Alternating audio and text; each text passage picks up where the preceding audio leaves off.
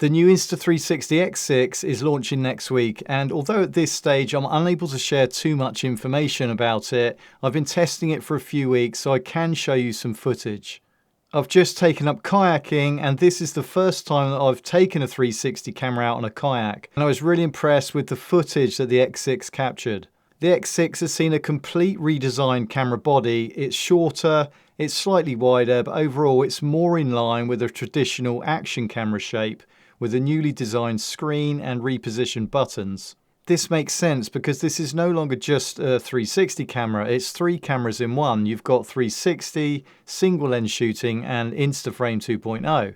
And the X6 has seen a huge spec bump as well, and now has a 1-inch equivalent CMOS sensor with 10-bit color depth and iLog. There are some excellent new features with this camera, and I look forward to sharing them with you soon, so please hit subscribe so you don't miss my video next week. And drop a comment below with your thoughts on this camera. I try and reply to every comment.